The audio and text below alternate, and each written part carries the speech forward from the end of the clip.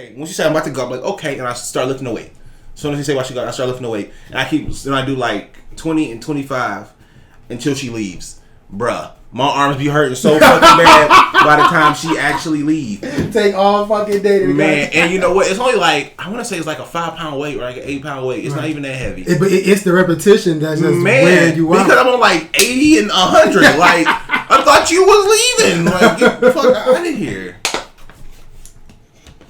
That's funny, man. Oh man.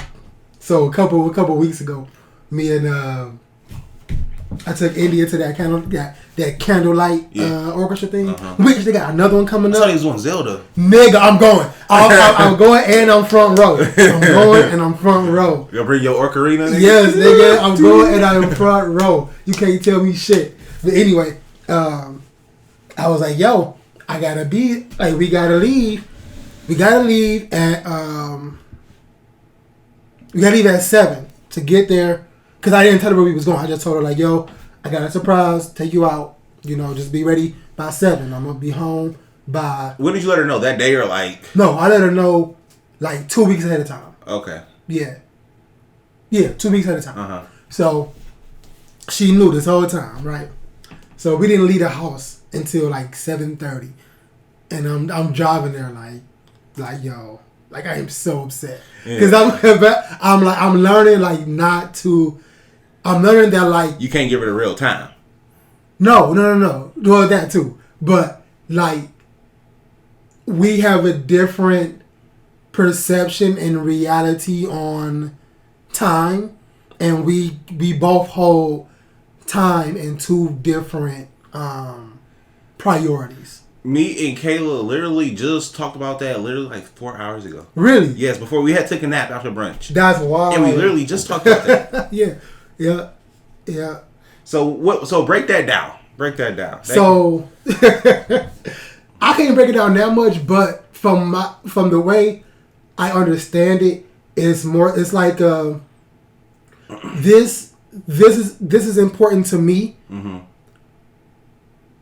This is important to me, so us getting there at what I deem an appropriate hour or time needs to be at least 30 to 45 minutes ahead of time to get in, get snacks or whatever, and then sit down and eat or sit down and enjoy the show or whatever.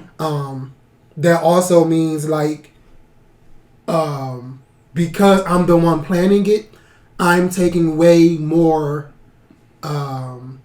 care and sensitivity like with what I'm doing. I'm not just sitting around slowly washing my face, slowly brushing my teeth, getting in the shower eventually. Like I'm doing everything at a pace to make sure I hit this time to get out, to make it to whatever point, to beat traffic, all of this stuff. Like I'm thinking about the whole thing. I'm thinking about the bigger picture because I'm the one that planned it. Right. So that's kind of how I took the blame off of her, but like. Are you taking the blame off? Okay. Yeah, because bigger person than me. Because of like hold this blame, my lady. No, like what the fuck? No, so I got to, because then if I don't, I'll resent the moment. Like I don't even want to go because you bullshitting around, or sometimes you gotta resent the moment. Teach them a fucking lesson. Nah, because on some Piper shit from not a Piper. What's this Cypher from F8? Do what you told. No, I don't want. Especially if it's something that I'm looking forward to too. Like I don't want to. So see, in a situation like that, if I know you're a habitual like late person, I'm gonna do one of two things. I'm either gonna tell you a time that's an hour ahead of time, so that way, like I tell you it's gonna be 6 o'clock, but it's really 7. So by the time you actually get there, it's 7. Right. You know what I'm saying? Because you're always late. Or I'm gonna go without you. You know what? The telling the hour ahead is legit. Telling the hour ahead is legit. I've been considering doing that to a few people, but I just got to a point where I'm like, yo, if I tell them this time, I know they gonna be at least 15 to 25 minutes late. So I'm gonna tell them this time anyway. I'm gonna tell them the right time anyway. I'm just gonna expect them to be them, and when they get there is when they get there. So I pretty much been late my whole life, like through school. Like I never since day one, like from first grade to 12th. Like I was always a little bit late, and once I started working, I started being on time. Mm-hmm. So I think I might have told the story on here before. My dad used to take me to work, and I would used to have to be to work at 6 o'clock. So my dad would always give me work at like 6:10, 6:15 every day. So I had to start telling him like, yo, I gotta be to work at 5 now. They changed it. So then I was starting to get to work around 5:10, 5:15. So I would have to sit around for 45 minutes. But you still, I was always on time. Then. Right. And I was like I was saying, I was talking to my girl about it, and I think I might have told you before off camera, like my girl like has a state where she likes to rush. Like she likes to be super busy. She likes to rush, and she doesn't know why. And we were talking about it, and she was saying that back when she was in school, she was always that person who waited to the last second to do an assignment. And even though she waited to the end to do an assignment, she always did really good on the assignment. Yeah. So being prepared and having more time didn't benefit her. Yeah. So she had said, well, one time I had did it the way the teacher wanted. Like I had did it ahead of time, and she didn't get like a C+ on it instead of like the A's that she would normally get. So she said, well, fuck it, I'm not doing none of that proactive stuff anymore. Right. And I believe that she just carried that with her through life, through everything. So why would I have extra time when I could run it down to the wire and know it's going to be okay? So I came to that realization that a lot of our bad habits we picked up throughout the 4 years of high school, and for some people we got some things that like early college years or whatever too. But like I got a really bad example of that where I was in college. I went to art school. Mm-hmm. And so, I could draw and good with the computers, all that shit or whatever, right? Mm-hmm. So, it was my typography class. And in this class, it was probably only 6 of us. It was me, the girl I was dating, 2 of my roommates, and like 2 or 3 other people, whatever, right? Mm-hmm. So, somehow, the teacher, shout out to Deb, she found out that I was dating the girl and that my other 2 roommates was in the class or whatever. She found out that we all like knew each other and stayed together or whatever. Mm-hmm. So it was one day, the girl I was dating, she had stayed the night. She got up, she went to class. My 2 roommates, they got up, they went to class. I was tired, I rolled over, I went to sleep. So then I got to school like after the class was already over, and they was like, yeah, Deb asked about you or whatever, and I was like, oh, word, what she say? And they was like, well, she went around and asked everybody like where he at, and then she was like, well, he do good work, so we ain't gotta worry about him. And I was like, see, nobody held me accountable. This is why I am like I am the way. Like just because I'm great don't mean you don't got to hold me accountable. Hold me accountable. Even though I'm great. No. Because that ruined me. Okay, but that ruined you. But think about Mr. Buford. When I would be like late all the time, whatever. Mm-hmm. And we took that reading test, and I got the 12.9. He said, "Bro, you read a 12.9." Like he said, I'm not gonna fail you. Yeah, but he can still hold you accountable to something. You see, I guess, but then you told me you're not gonna fail me. Yeah, not failing you and holding you accountable to something is 2 different things. Bro, if you're not gonna fail me, I have no reason to be here. What the fuck you mean? Do you go to classes to not fail? Or do you go to classes to do good? Nigga, you go to classes to pass. I don't know. I think we should just keep that level of accountability there. Like, even though people was being great, you gotta give some leeway, but leave some accountability. I don't know. They should get accountability to... No. Forget it. But yeah, I notice a lot of my, bad habits have come from high school. All throughout those four high school years, whether it be academic stuff or outside, what they call it, recreational stuff, whatever it is, a lot of my bad habits started and continued from high school. Yep. I'm trying to think what bad habits I have. Because I know I'm not the most complete person in the world. But I don't think, to me, none of my habits are bad. Like, okay. you know, like I do procrastinate and I do maybe misprioritize things, but it's like certain things. It's things on like a small scale. So it's like, okay, I could work out or I could play 2K. Nigga, ball up. Like, I'm like fuck them weights. I'm not doing it. And that's another thing too. Like that my girl does. She probably like when she thinks of things that she has to do. Like that's like one of the things. She like, well, I have to work out and I have to sit around like accumulate allot this much time to it. And bro, she will stretch an hour for a 20-minute workout. Like, yo, okay, now that you flexible, do you want to fucking work out now? And she be like, oh, well, you know, this, and this. And I'm like, all right, but you could have been finished with your 20-minute workout halfway through your stretch. Why don't you just do Pilates? That include, like, the stretching and... Bro, she was stretched before she did it. Because she's going to do yoga in the park, I think in downtown Detroit that they do. She's going to do one of those days. I don't know what day, but she's going to do one of them. And she said she'll take the kids, she'll go with her friend or whatever. And I'm like, cool. But I just know she's going to have to stretch like 30 minutes before, even though she'll spend the whole thing stretching. I've been trying to do a host like somewhat like the yoga in the park kind of thing, but like I wanted to include like the black market with it. So like my original plan was to get 2 of those 10 by 20 tents or whatever and put them out in the football field where we used to be at for the black market, and then like have a friend of mine host like the yoga classes or whatever while the black market is going on. So you could probably do like 4 classes in that. Well, we'd be out there 8 hours. So you could do like 4 classes, probably more than that. You know, do an hour, take an hour break, do an hour, and you can just schedule 4 different classes, 4 different people, 4 different groups or whatever. I think that'd be dope. I think we need a idea. But you know, whatever. But anyway, this is the Block Talk Podcast, episode 19. I think so. Yeah, episode 19. Welcome back. Had to skip a week because it was the holiday, which nobody did anything really. Memorial Day is pretty. Actually, I can say this: I've never cared about like all of the super patriotic holidays until my friends went to the armed services. So like Veterans Day and Memorial Day, never cared about it until Kevin went to the Marines and Devin went to the Army. Kevin Price? No. Oh. Devin's brother. Oh. Okay.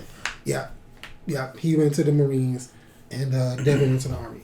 And that's when I started caring about it. Yeah, no, I care more still about the people than the holiday. Any day you give me off, I'm going to care about. Like, you know, but like the meaning behind it, not so much, but the day off, I appreciate. I care about it. It was like low key. It was one of these days during Trump's presidency, and I was sitting here thinking like they were talking about war and you know people gotta get deployed and shit, and I like something crossed my mind where like damn like what if we go to war and like I lose Devin and I legit like almost started crying, started tearing up.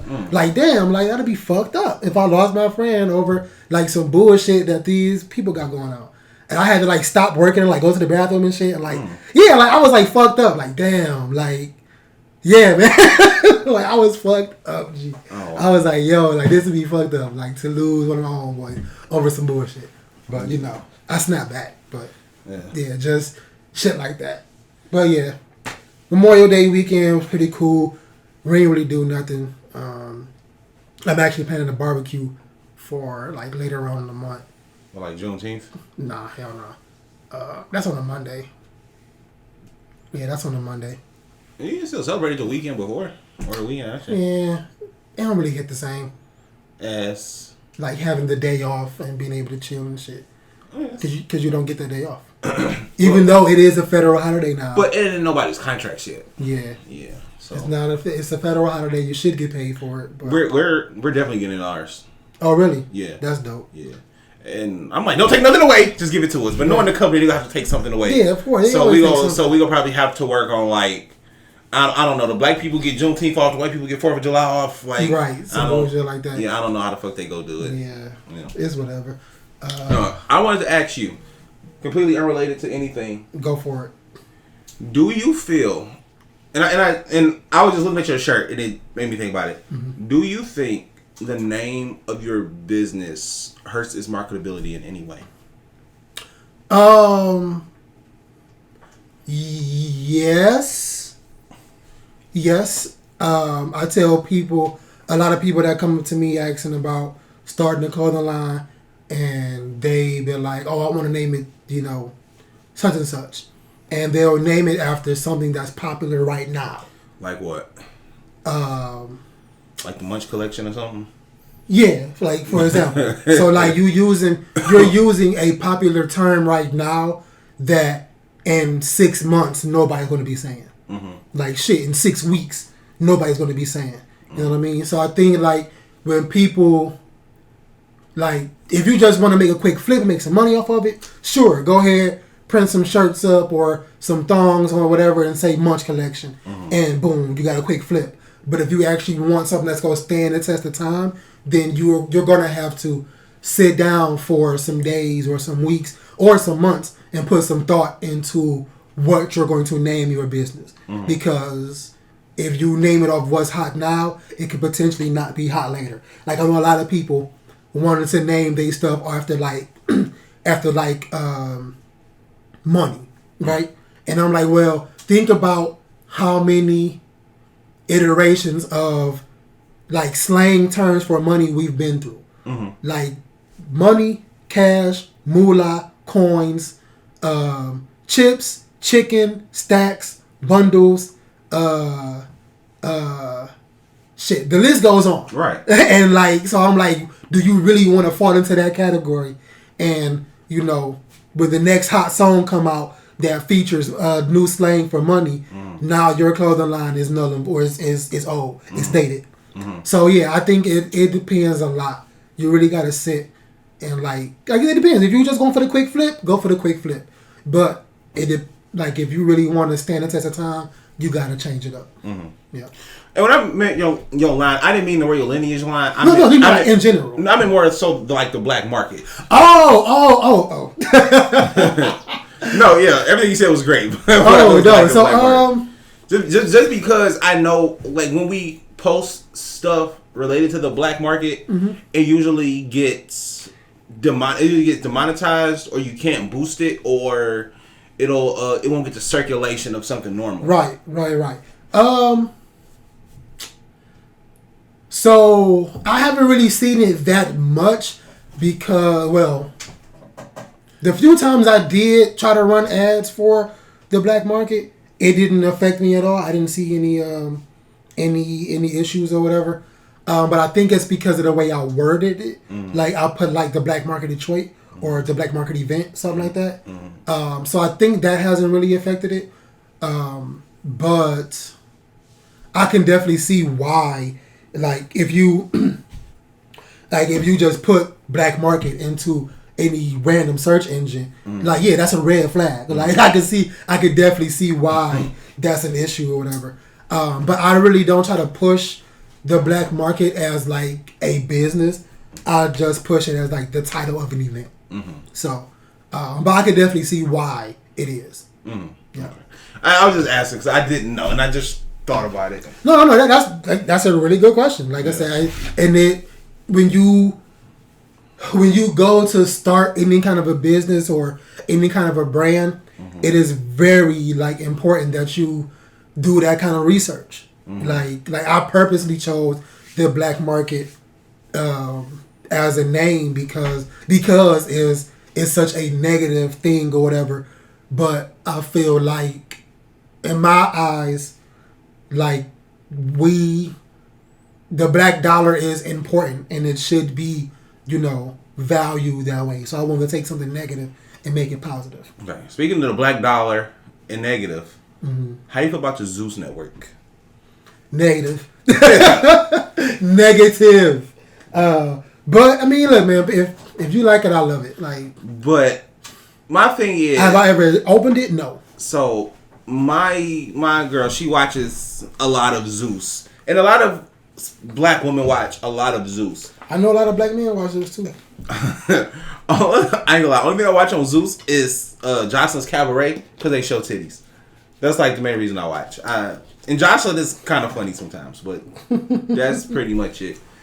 But the whole, I feel like the whole Zeus network is based around women fighting each other. Because in every show that they have, there's women fighting each other. And they got one with like dudes that are gay that fight each other. Mm-hmm. So it's pretty much violence. It's people just black people fighting each other.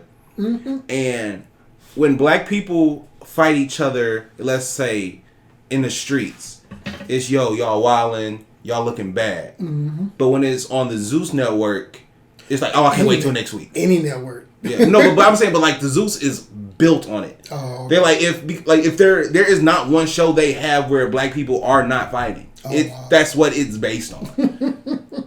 And but like, so when they do it in the streets, it's like frowned upon. But when they do it on the network, it's like, man, I can't wait till next season. And I'm just not for it. Like, so like, if my girl was like, yo, can you buy me a month of Zeus? No, I can't buy you a month of Zeus. I can't do that. I can get you a month of Disney Plus. Right. get this, what's it called? This Discovery Channel or Animal Planet. Yeah. But no, I've never even downloaded the app, never opened it. I do know that it's based on like a lot of negative stereotypes, like you said, a lot of like fighting and shit like that. A lot of drinks being thrown in faces and shit. And I just don't fuck with those kind of shows in general. But the unfortunate truth is that they are so low budget. Mm-hmm. It's so low budget and high yielding that the shit writes itself, literally. Mm-hmm. It literally writes itself. All you gotta do is produce it. Oh yeah, this person said this about you. Where that bitch at? Da, da, da, da, da, da. And there you go. Do you think the Zeus network? Because like right now, like nobody really complains about Zeus network and the stuff that they have on there.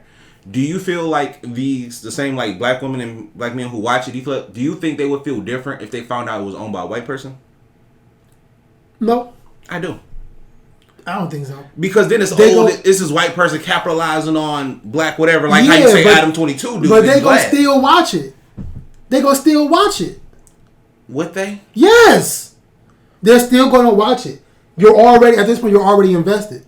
It's the same thing that happened with that. What was that Instagram page, that Rap House TV or Rap TV Instagram page, where so it was the Instagram page. They found out this was the page that the information leaked about Jamie Foxx, and Kev on Stage actually did like a video about it. He was like, "Yo, like I did research to see who owns this Instagram page. It's the biggest source of like urban content as far as like rap go or whatever on Instagram." And so he did the research, and everybody that the creator, everybody that curates the content are all white.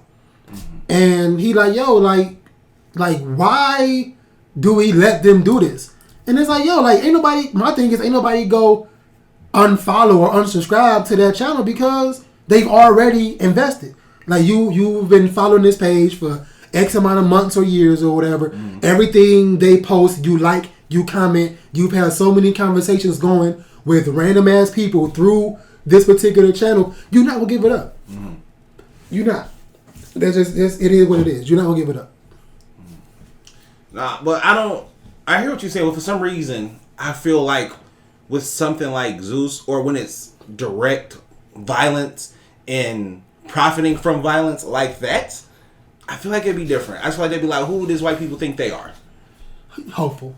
You're very hopeful, G. well, you know, I know what I'm clipping. So. you are very hopeful. I don't think people will. I don't think people go turn their back on that because they love it. Like they thrive on the negativity.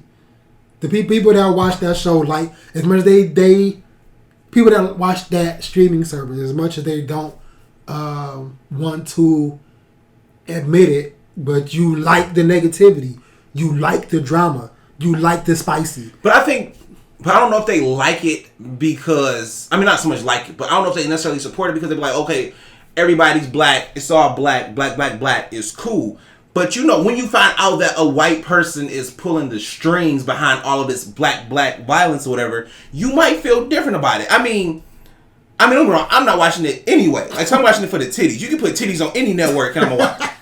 So I'm not arguing with that. But I feel like if they was like, yo, this white person got all of these black people fighting and they making millions and millions off of these black people fighting, I just think it would be different. I don't think so. So, speaking of women and like networks, I mean, I guess you can't really call TikTok a network, but they kind of are. I mean, might as well. Might as well, right? Yeah.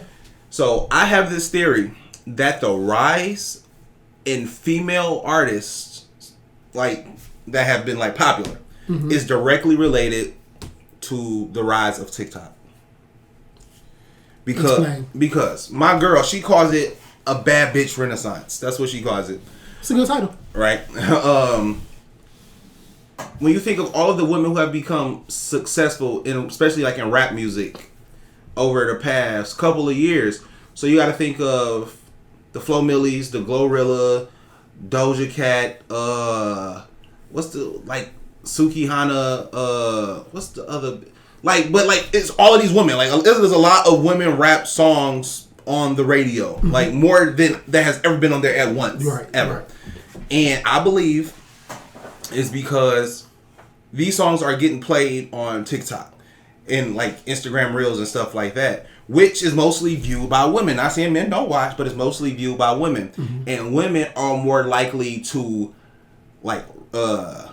comment, more likely to share. Like, men use it, but women are more likely to be deep users and interact more deeply. We had the same conversation. We did. We had the same conversation about using versus interacting with. No, it was different. No, it was the same conversation. It was different, but you can be a user and be an interactor, and there's two different things. It wasn't user versus interactor. It was two different things. Okay. Yeah. Okay. Right. Continue. Yeah. So, I think that, like I said, the direct rise in the women artists are related to TikTok because women use it, and women are I believe women are highly prioritizing the first 4 lines of their songs to make it appealing to women. Because it sounds to me that women only listen to the first 4 lines of a song. If you think of anything that women have been saying or that women have been like posting or whatever, it's within the first 4 lines. So you thought I was feeling you? That nigga munch. That's first 4 lines. Asshole pink, booty hole brown. That's in the first 4 lines. What's did I have another one? I don't know. Snatch me out the plastic. I've been acting brand new. Yeah. First 4. That's exactly how the song starts. So I think between TikTok making it short and these first 4 lines has been the direct catalyst for women being more successful in music. Could that be like just the catchiest part of the song, and that's what I want to make my video off of? Not necessarily like.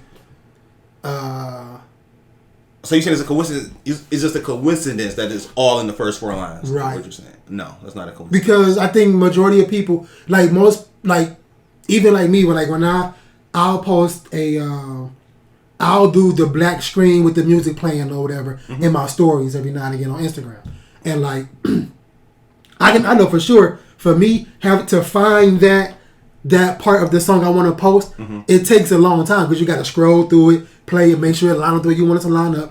But like if the first four bars are catchy enough for me to want to make a video out of it, then I'm gonna make it.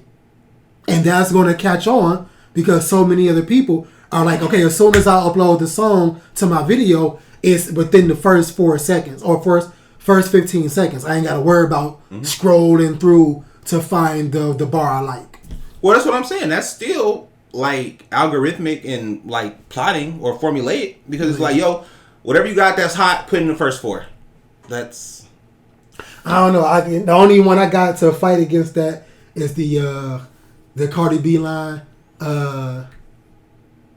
both of you bitches, what you say, both of you bitches, pussy, y'all should scissor. Yeah. That's fine. Yeah, that comes later into the song. Yeah. So. Yeah. You're right. Yeah.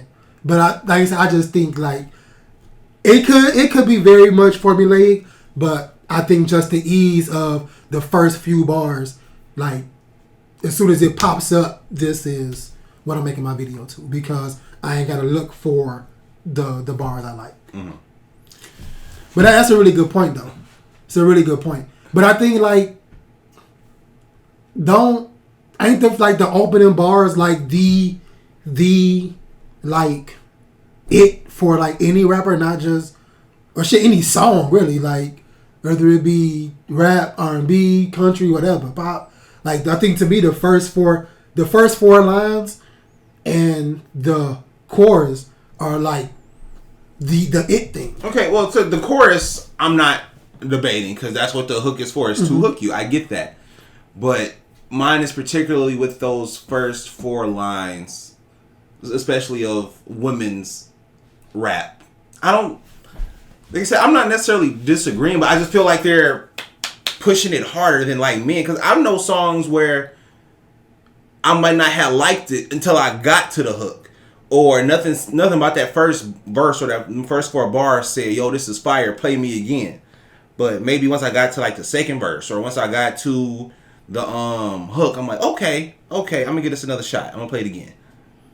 But I've never, very rarely do I hear a song in the first 4 lines and be like, I don't need to hear nothing else. This it. But in women's rap, you hear them first 4 lines, busting out the plastic on Brand New. Everything they say after that don't matter because of these first 4 lines. Bro, they can let the beat ride after that. They don't give a fuck, and they will still play that shit. That's funny.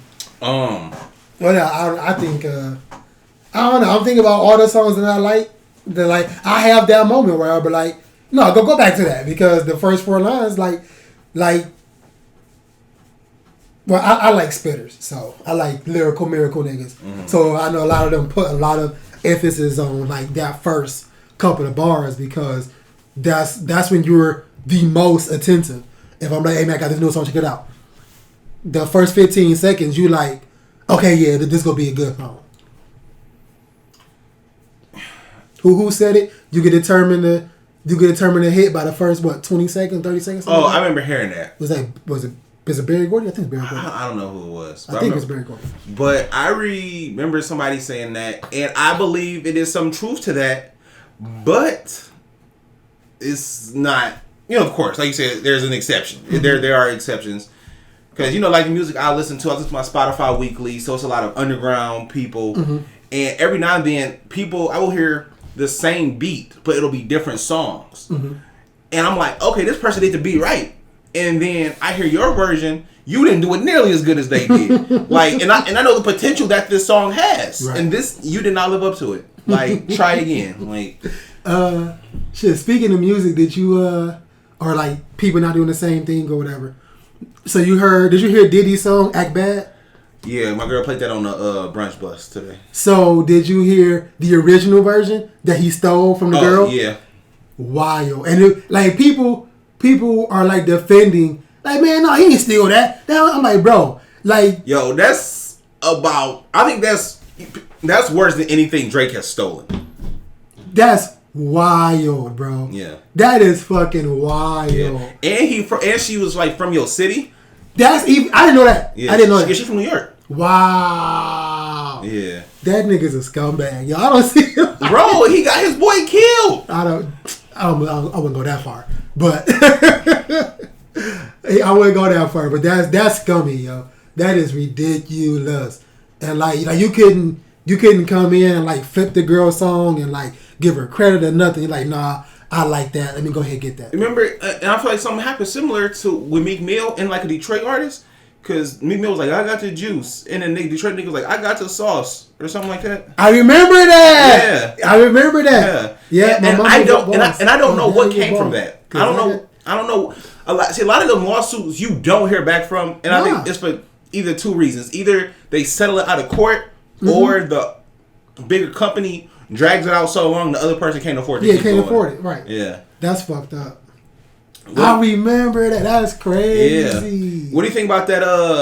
The Hillbillies with I haven't heard it. Oh, you haven't? Yeah, I haven't heard it yet. Are you not on Kendrick no more? So no, I'm not the biggest fan of him and Baby Keem together because like they just get silly. Like they get silly acting, and I'm like I'm scared to listen to it.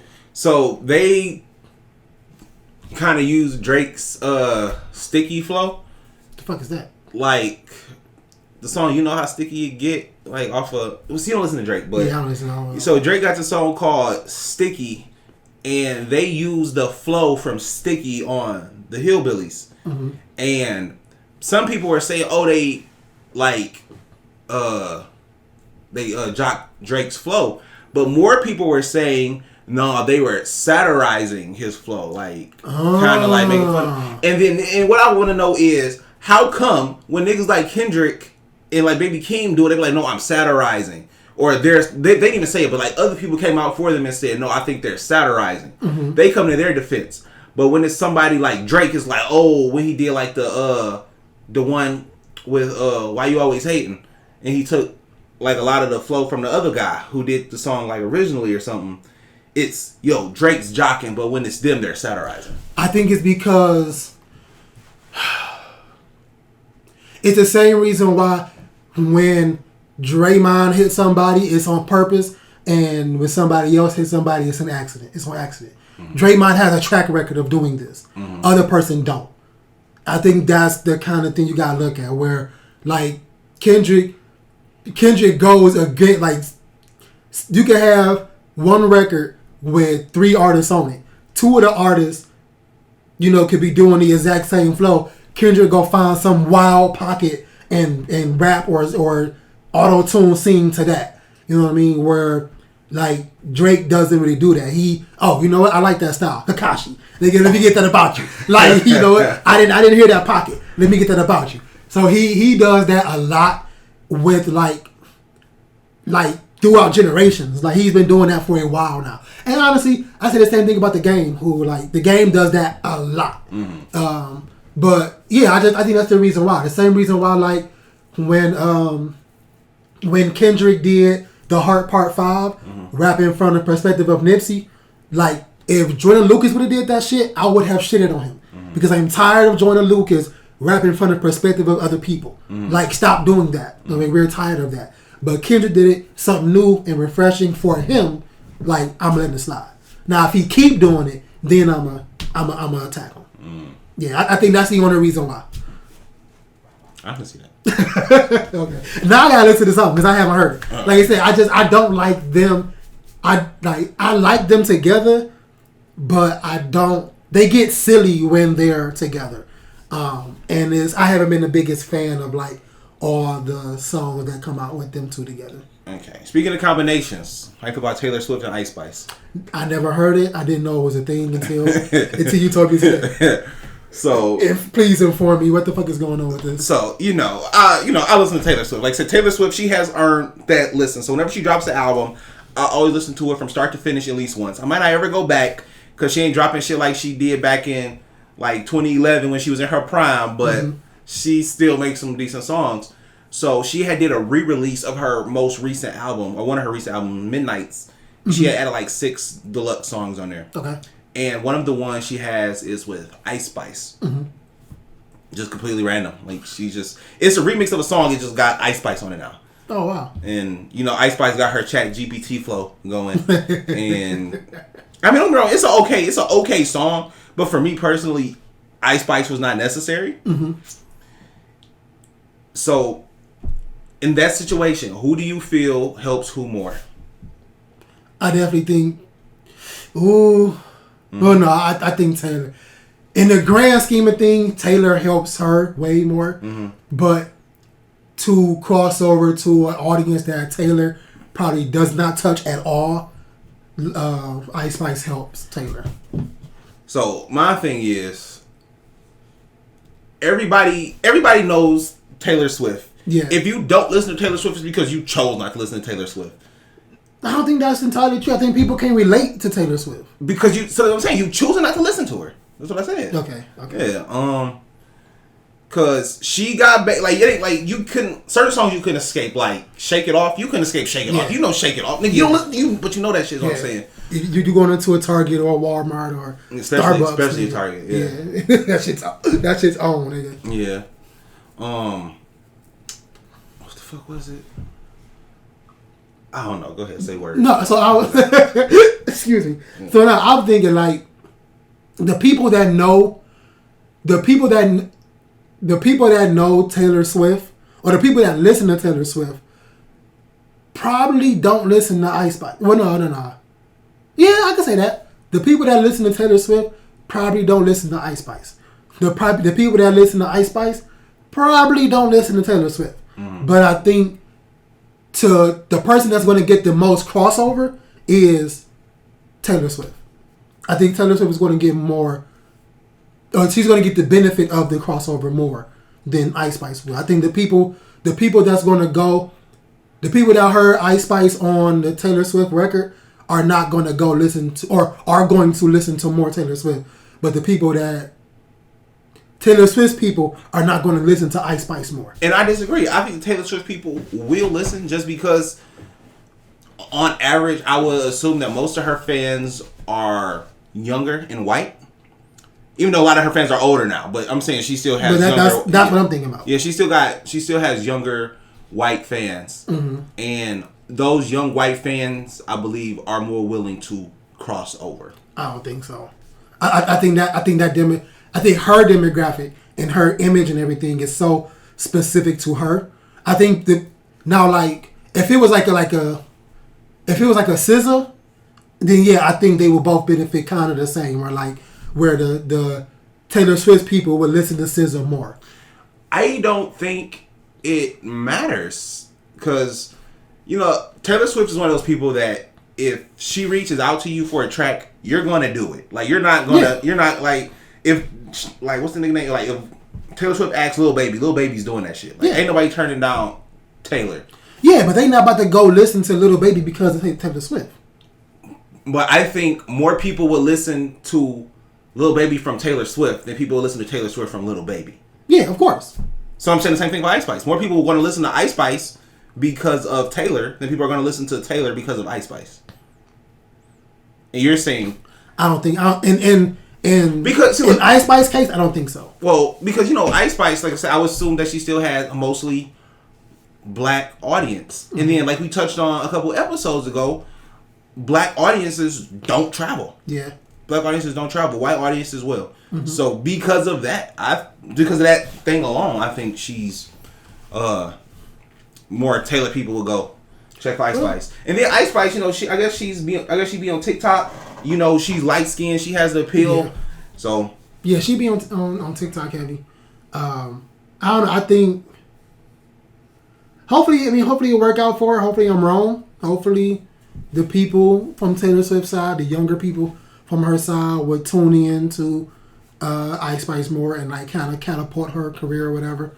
I am getting tired of the whole colorism thing with Ice Spice though. Yeah, it's being toted around a lot lately. Mm-hmm. I'm getting tired of it. Like, I understand it, but I would feel different about it if I didn't feel like it's so true. It is true. Like, it's definitely true. But I think, how can I put it? If Ice Spice was the same shade as, let's say, SZA, she doesn't happen. Yeah, maybe.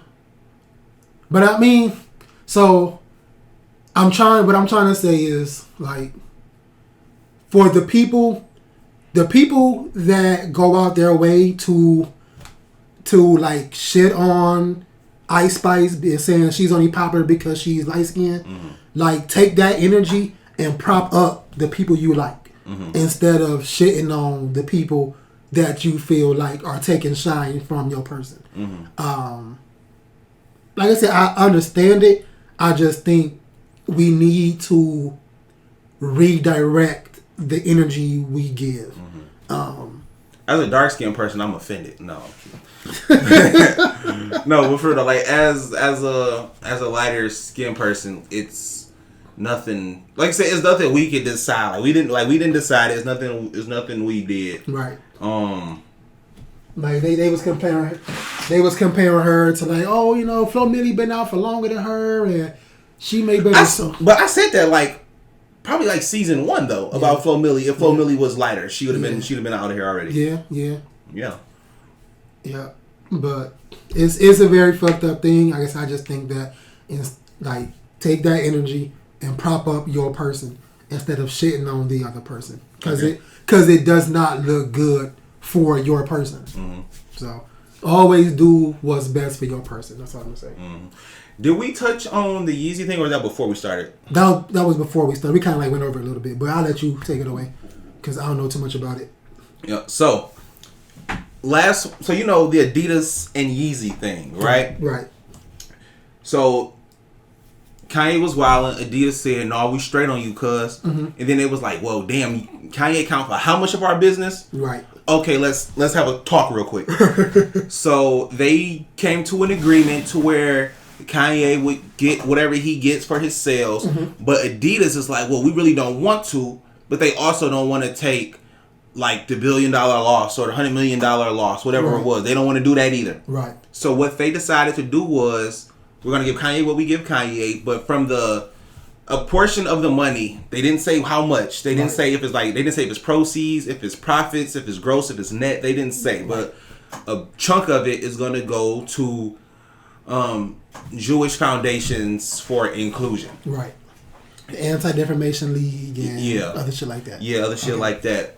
So the first drop of the, I guess, unreleased stock was last week, and it was the same typical Yeezy release. You enter the raffle, you wait, and you lose. Like it was pretty much the same. Right. It was pretty much the same. But now when you go to the page to enter the raffles, they'll say portion of this goes to the foundations or whatever. So it's on everything. And how do you feel about it? Do you feel that they're doing the right thing? Do you feel they should donate more money? Do you feel they shouldn't donate any money? What do you feel? Do I got one in here? Or the pair of Yeezys? Nah, I don't have a cat. Yes. Cat. I call Cat. Cat. Cappuccino, Colin Kaepernick. Like I call Cap. But yes, I think it's all bullshit.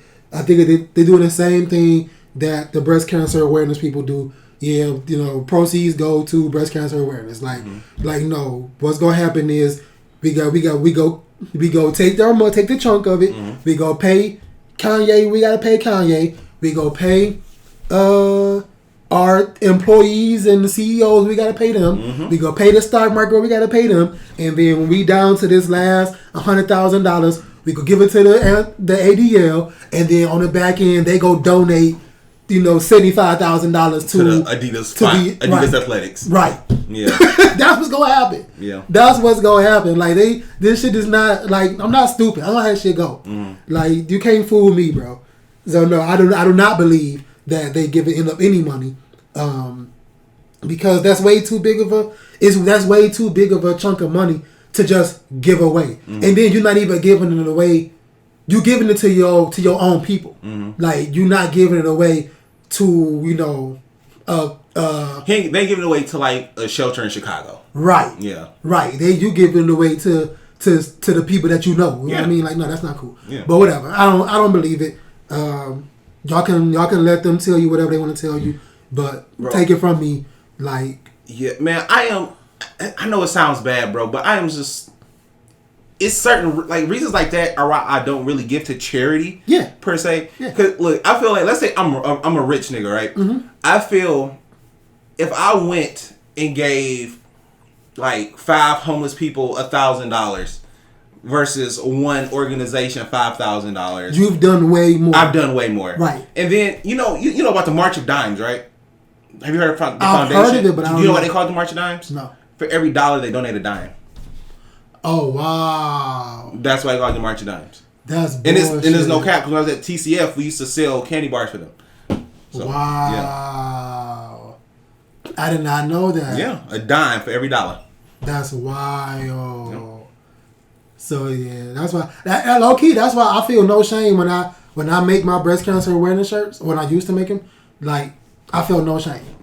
Like, yeah, this is for breast cancer awareness. You wanna support breast cancer awareness and show that you are cognitive of what's going on out here. You can buy this shirt, and there you go. Your proceeds is going to my bank account.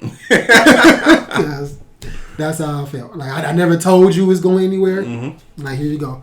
It's a breast cancer awareness shirt. You want to go to the walk and you want to march and all of that stuff. Have at it. Here you go, shirt just for you. And I did you a service. So, but yeah, I don't fuck with it. Did you know? Did you hear about the CVS CVS one? So CVS is being sued by some company, and whenever you donate to whatever fund or whatever, you were pretty much paying off their debt. Yeah, so but it's not surprising. But so apparently, like you could read it on the bottom of the receipt, but nobody fucking reads the receipt. But is that why they make them a foot long? So you them bitches is blind, bro. But yeah, that's why they were saying like this fund is the fund that they getting sued over, and you're pretty much paying off the debt that they owe somebody else. I was like, wow, that's crazy. But man, see, like the crazier shit be, the more unsurprising it is. Yeah, because like a lot of shit sound like some stuff you would see on TV or like in some scripted show or something, but it be so real. It's real. And you know what? I think because these companies, they're so high and powerful and untouchable, bro. Like just imagine you have a beef with CVS and you try to sue CVS, bro. If CVS don't want you to win, they will draw it out and make sure you don't win, bro. They will get them OJ lawyers, they will get the Avengers lawyers and make sure you don't win. Like your Matt Murdock and that. Man, so you gotta have these niggas pretty much dead to rights to beat these companies. Like you gotta get hit by a CVS truck in a CVS parking lot while you were sitting there with your car and parked with your seatbelt on. And then you got a shot. But other than that, bro, with a text message saying you can pick up your prescription at 3:15. Man, pretty much, man. So that's wild. So we had about 50 minutes. You got anything you want to get into before I get into flights and sports? Nah, not really. All of my stuff is like super serious over there. We can talk about that later. Okay. I think that is it. Okay. So yeah, go ahead. So my flight tip of the week is nothing in particular, but it's more about being aware. So what that means, if you are going somewhere out of the country, you do not want to leave from Detroit. Okay. Typically, you do not want to leave from Detroit because Detroit doesn't have as many direct flights overseas. So, let's say, I always use Paris. Let's say, use Paris for an example. If you want to go from Detroit to Paris, round trip, you looking at about $950. If you go from New York to Paris, you are looking at about $600. Oh, okay. And you can go from Detroit to New York for about $100. Oh, okay. So you still end up saving. Yeah. Okay. So, and then let's say you want to do like Hawaii. So I know Hawaii's one of your spots. So I always look at Hawaii. If you're gonna go from Detroit to Hawaii, you're gonna have a layover because Detroit is too damn far. You're not making it. So you can usually, let's say, go to somewhere halfway. Like you want to go like California or Denver is like the cheapest. Denver's the cheapest. Denver is usually like $50 each way. Okay. So you can get to Denver for $50, and Denver will let you fly directly to Hawaii. Okay. And you can save $300-400 instead of trying to go through whatever route, basically. So how would you do that? You would just buy 2 tickets from? Yeah. So it's a bit more work, but you know me, I'm all about saving. Yeah, but it's about saving. So ideally, you would if your flight in Denver leaves at 10, you want to get a flight that gets to Denver by 8. Yeah. Okay. Yeah, because you want to not check your bags if you can, so that way you can just go from you can take it from the carry-on and just go to the next terminal. Right. Because if you especially if you switching from Spirit to Delta or something, you're gonna be in 2 different completely spots. Right. So you gotta pick up your package pick up your stuff from the Spirit pickup, and then you got to go all the way to the Delta. Yeah. Okay. But yeah, I mean, it's still an airport, so it's big, but usually they got trains and stuff that can take you wherever you need to go. Right. So pretty much, long story short, if you are traveling international, check alternate airports to leave from. Okay. Because you could save hundreds and hundreds of dollars. Okay. See, you know, and that actually makes sense because I heard somebody talking about it. They were saying like from like New Jersey to somewhere in Africa was only like an 8-hour trip. Mm-hmm. And I was like, yo, that fucking makes sense because they like right fucking there. Mm-hmm. So yeah, that actually makes sense. Yeah. And then of course my brain goes to, but I gotta be cheaper too. So yeah. Yeah. So yeah. So like, yeah, for the most part, if you're on the East Coast, you want to leave from New York. If you're on the West Coast, you want to leave from California. If you're in the middle, you want to leave from Denver. Okay. Yeah. So. Okay. Fuck with it. Yeah. So what you feel about sports? What's your sports take? Sports. Game two is tonight, right? Game two is tonight. It's on right now. Yeah. Can we please? This is why I do not watch sports shows like debate shows and shit because they will always find a way to go back to talking about LeBron and Lakers. They do though. Every single time, and I'm like, bro, like what? Now, you know who else do layups? LeBron. Man, LeBron hasn't missed a layup on his left foot since 2003. Like, nigga, shut the fuck up, bro.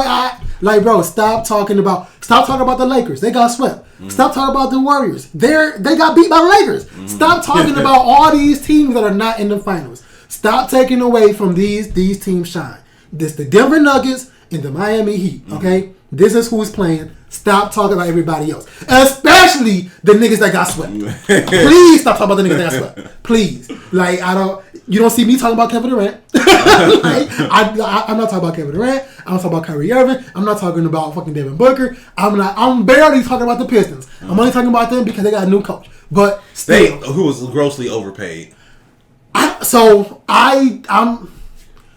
He's overpaid to coach, yes, but I think they're paying him to change the franchise. You are putting a lot on this man to change the franchise, and I think that's the biggest reason why they paid him so much is because you are going to be the guy to change our franchise. Don't just coach our players.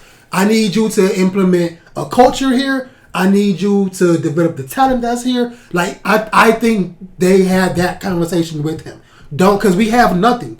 Like, we got a couple young pieces, couple young talent or whatever, but we have no culture. Mm-hmm. We've been losing for the past damn near 15 years. Mm-hmm. Like, we have nothing here in Detroit. Mm-hmm. Like, we can't even fucking fill Little Caesars Arena. Mm-hmm. And they still pay that shit off. So I think they put a lot on him to change the culture of the franchise and not just coach the team. But I don't know if I mean you can change culture. Culture can definitely be changed. Mm-hmm. But at some point you are going to need the pieces to make it work. And the biggest thing that Detroit has going against it is its taxes, because you expect these athletes to come here and pay a federal tax, a state tax, and a city tax. Right.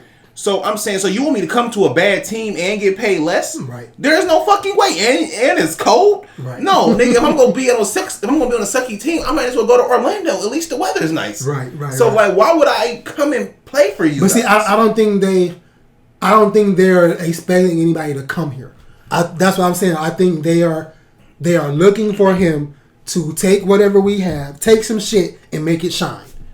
That's what I think they're looking for him to do. But I feel like that's a lot to ask of anyone. But that's why I think they're paying him so much. Nigga, is it because I pay you more don't mean you can do a task better? I mean, that's going to determine whether it's going to determine how fast I fire your ass or not.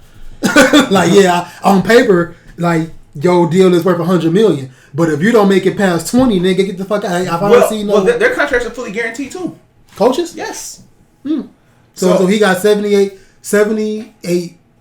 and some change. I think like 78.6, yeah. Yeah, guaranteed, and then the rest of it comes in incentives. It's not bad, but like I said, like I said, for the realist that I am, like Detroit has, like on paper, we have no established talent. It's all young players that all have losing mindsets. Like so, and then the franchise itself has no culture.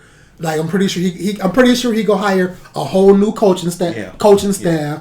Like I think you were asking a really big task of him, which like if it was me too, I would have asked for a lot too. Okay. Like you asking me to change a lot. Okay, let's say it was you. What's some changes that you would try to make for the Pistons, roster wise or philosophy wise, in terms of construction? What would you do? Roster wise, besides trade Killian.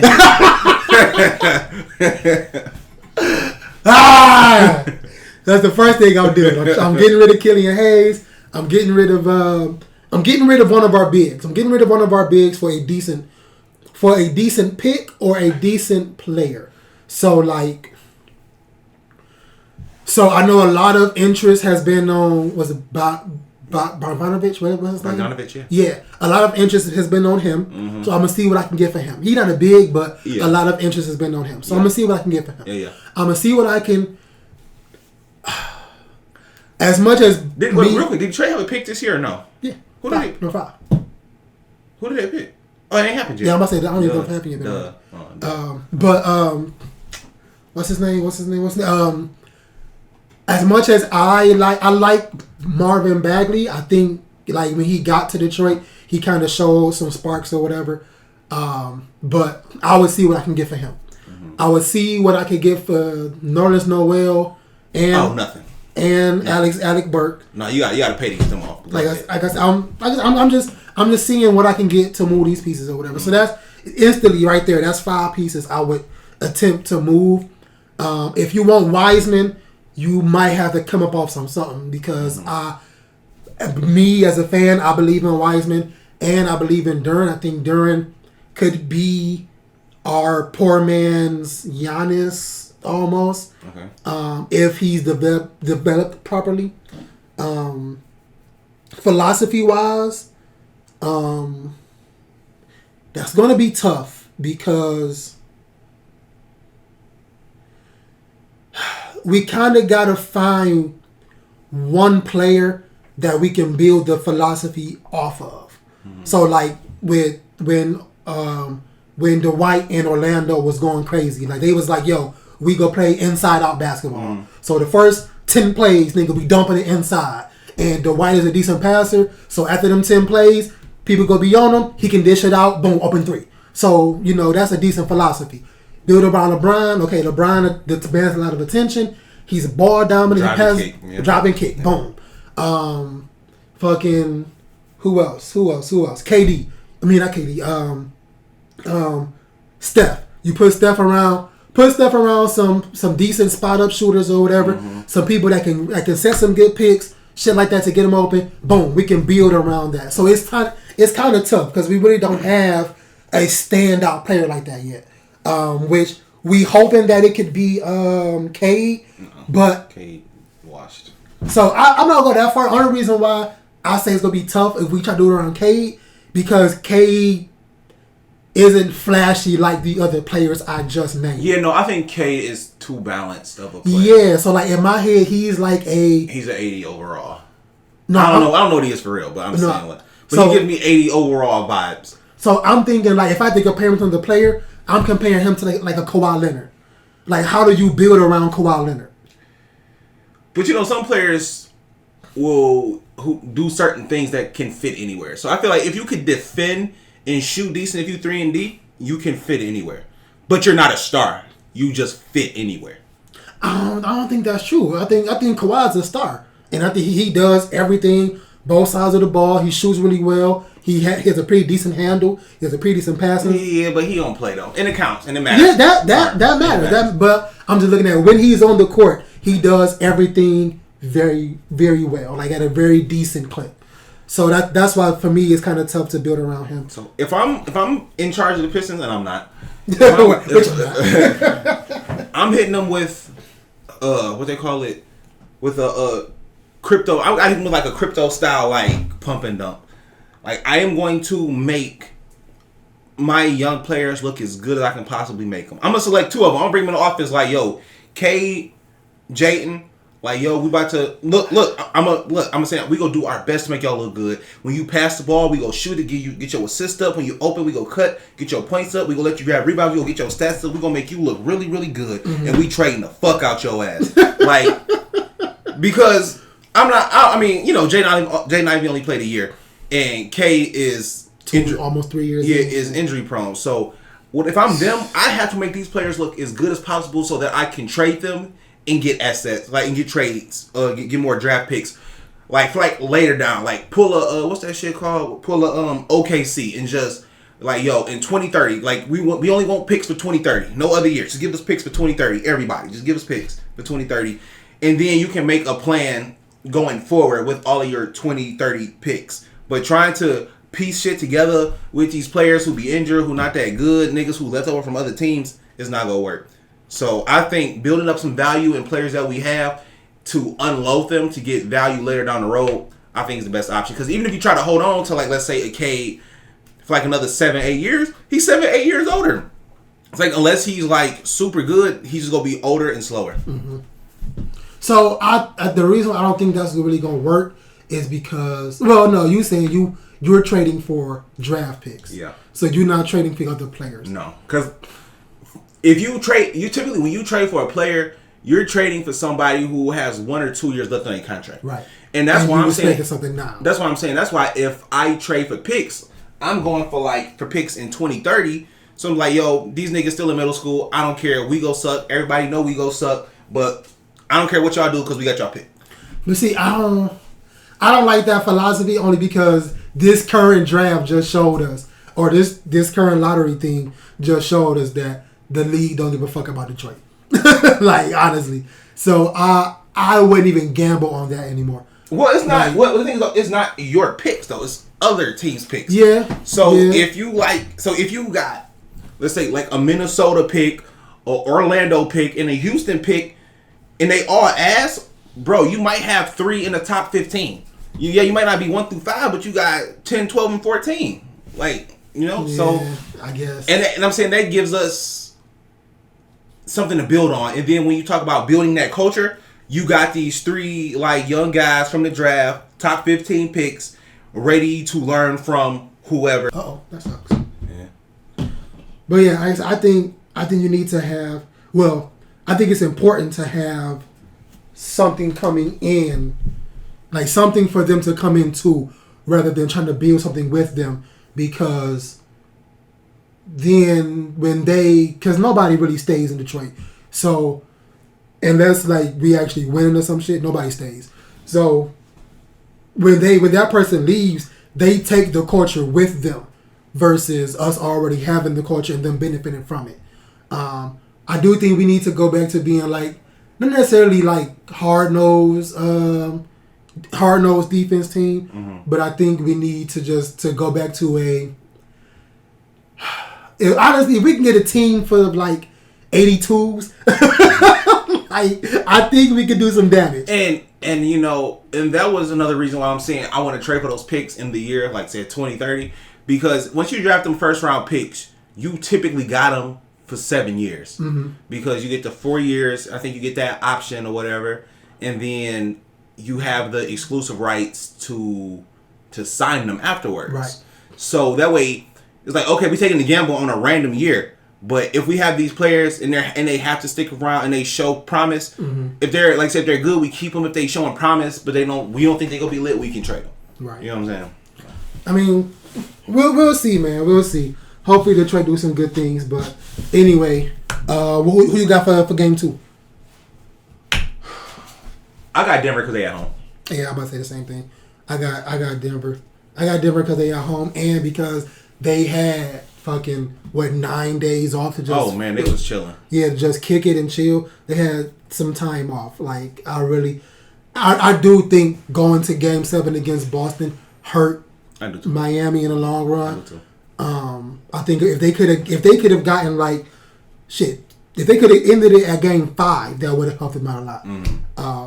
But coming off, even it wasn't even like a hard fought battle because they fucking whooped Celtics ass game 7. Mm-hmm. But still, the fact that you had to play that game, I think it kind of hurts them. I'm hoping Miami get 2 games. Even though it's looking like fucking the NBA has wrote this to be Jokic's year. Oh, they said we ain't giving the MVP, we'll give him the Finals MVP. Yeah. When did they start doing Eastern Conference, Western Conference MVP? Last year. Really? Yeah. I'm like, what the fuck is that? I was like, yo, what? I'm like, yo, what the fuck is this? Yeah. But yeah, like, hopefully they get at least 2 games in to make it interesting. Like this, how I know it's like fucking scripted as hell. Well, not scripted, but like you could clearly see it's a narrative. Yeah. Like they showing old clips of Jokic overseas throwing the same passes that he's throwing now or whatever. And I'm like, yo, nobody believed in this nigga. Mm-hmm. Nobody, like, Denver didn't even believe in this nigga until now. Like, man, whatever. Yeah. You know what, though? I will say, I had picked, what's that nigga name? Luka. I had picked Luka. To be what? To be good. Like, when they, like, during the draft, like, I'm like, I was on, like, 2K, whatever. I'm like, I like Luka. And to me, I weighed him playing professionally. I like that had a lot of sway for me. Oh yeah, definitely. Yeah, and I couldn't believe that other people didn't like. Of course, there's doubts because he's white and unathletic. Right. But I'm like, bro, like if you 17 and you playing with grown men and you dominating grown men at 17. At 17. Yo, like yeah, you special. And then our league is adapting to become more like y'all leagues. Mm-hmm. So you got the one up or whatever. Mm-hmm. Yeah. And that's who all came in that draft. Didn't Trae Young come in that draft too? Yeah, Trae Young. They got traded for each other. Jason Tatum was in that draft. Really? Yeah. No, he was in the Markelle Fultz draft.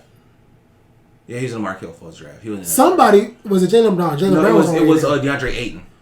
That's who. Yeah, Ayton. I remember it. He get on my nerves so much. Yeah. Like, I didn't know why people killed him until I watched him play. Where do you think he's going to go? Because I don't think he's going to stay with him another year. Honestly, I think that's the reason why Monty Williams got fired. Because him and Ayton got into it. And he snapped Ayton out the game, and Ayton didn't get back in the whole fourth quarter. Mm-hmm. So I think that's the reason why they wanted to keep Ayton. And so they was like, fuck it, get rid of Monty Williams. No, he'll get rid of Ayton too. Nah, he ain't. Man, unless he. I don't think he has a big market, but I think he'll get traded. Because he was like on set to go to Indiana, right? Yeah, but Phoenix matched. Yeah, he out of here. Is he unrestricted this year or is he? No, I mean he's under contract. Okay. Yeah, because they had signed him for like 4 years. They not trading him. What do you think is gonna happen with Ja? Unfortunately, I think Ja is going to sit out this entire year. I don't think he'll do the whole year. I think he's looking at probably 41 games. Half the season? Yeah.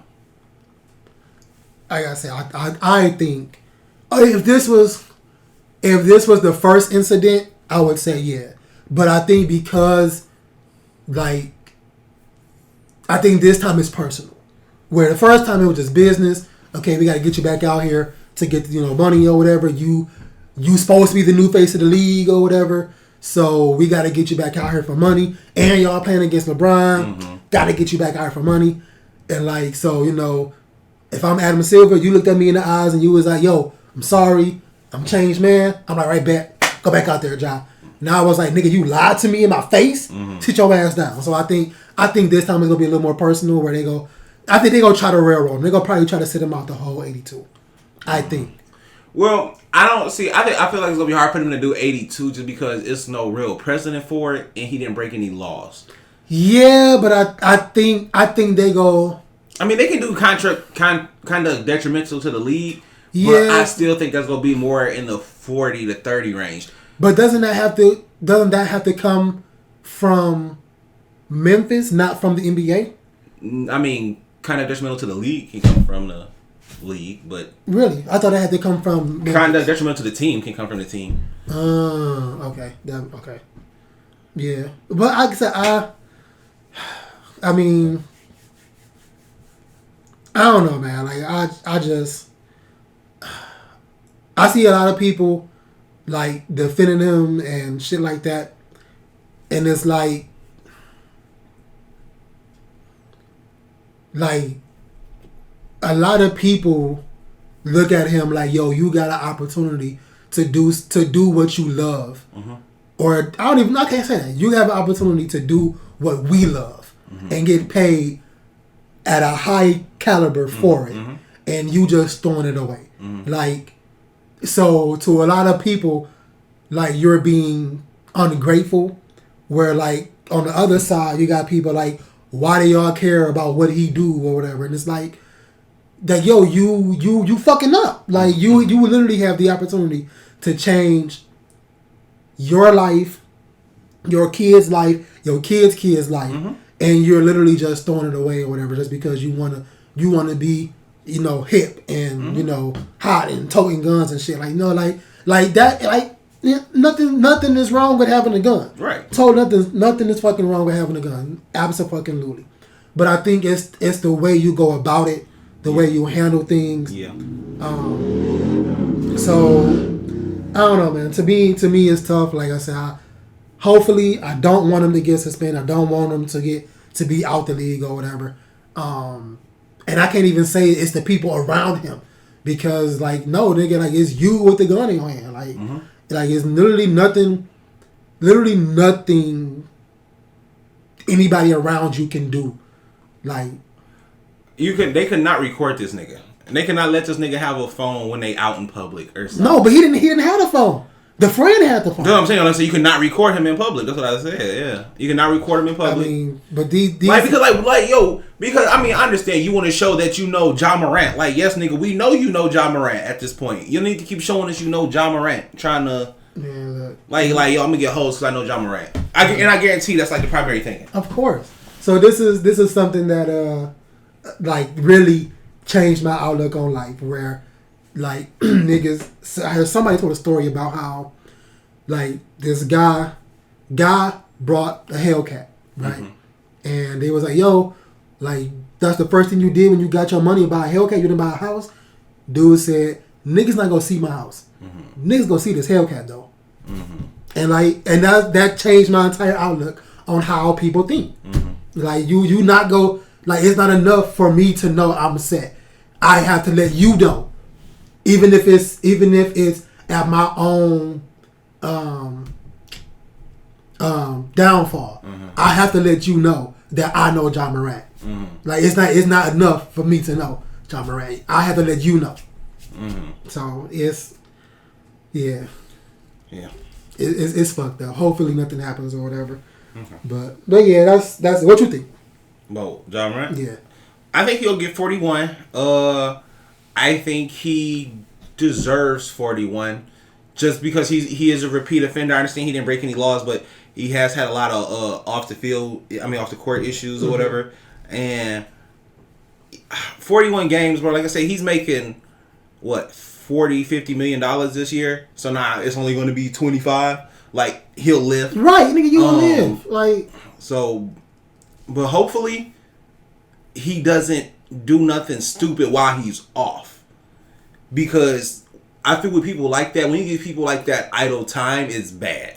Idle hands are the devil's playground. Yeah, so I feel like if he's just like, well, you know, like the league starts in September and I ain't gonna be back until February. Shit, so, nigga, I'm in Miami, nigga. I'm in Miami. I'm doing shit. He gonna come back with Zion's body and shit, bro. Man. It's a lot that can happen. I mean, but like, ideally, I'd like him to take his 41 games, come back in shape and better.